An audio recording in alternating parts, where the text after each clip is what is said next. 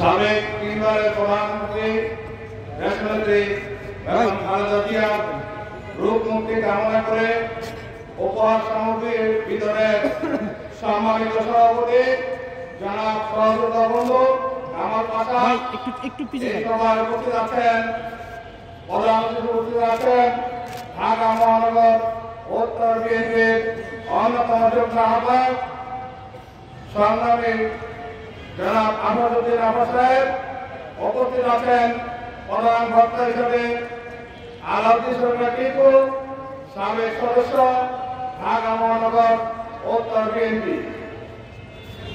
আমার সামনে উপস্থিত আছেন উপহার সামগ্রী নেওয়ার জন্য যে আসছেন সম্মানিত মেহমানবৃন্দ, আসসালামু আলাইকুম।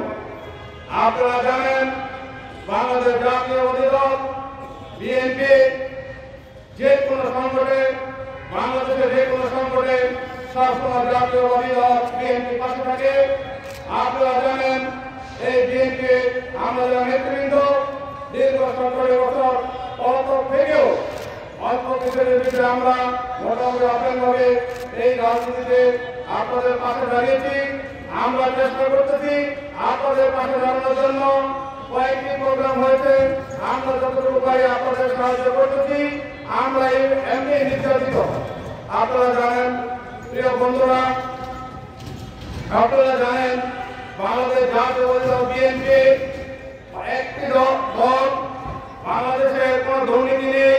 দেশনেত্রী বেগম খালেদা জিয়াকে সেই স্বৈরাচারী হাসিনা কিভাবে একটি মিথ্যা মামলা দিয়ে তাকে কারাবাস করে গেছিল, যেটা পরিচিত কারাবাস ছিল, সেই আমাদের মায়ের বলল মমতাময়ী নেত্রী অসুস্থ, তিনি লন্ডনে চিকিৎসা করতেছেন। আমি আপনাদের কাছে যারা আছেন অতিথিবৃন্দ এবং সামনে যারা আছেন মা বোনেরা, চাচিরা, কালারা, আপনারা আমাদের তিনবারের সাবেক প্রধানমন্ত্রী দেশনেত্রী বেগম খালেদা জিয়ার জন্য দোয়া করবেন। মহান সৃষ্টিকর্তা যেন সুস্থ করে আমাদের এই বাংলাদেশে আবার তাকে প্রধানমন্ত্রী করে জনগণের সেবা করতে পারে। আমি আরো দোয়া চাচ্ছি আমাদের ভারপ্রাপ্ত চেয়ারম্যান জনাব তারেক রহমানের জন্য দোয়া চাই, উনি যেন দ্রুত ভাবে আমাদের বাংলাদেশে ফিরে আসতে পারে।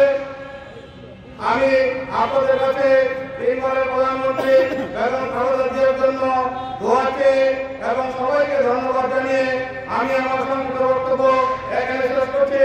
বাংলাদেশ জিন্দাবাদ, বাংলাদেশ জাতীয়তাবাদী দল জিন্দাবাদ, শহীদ জিয়া অমর হোক। আসসালামু আলাইকুম।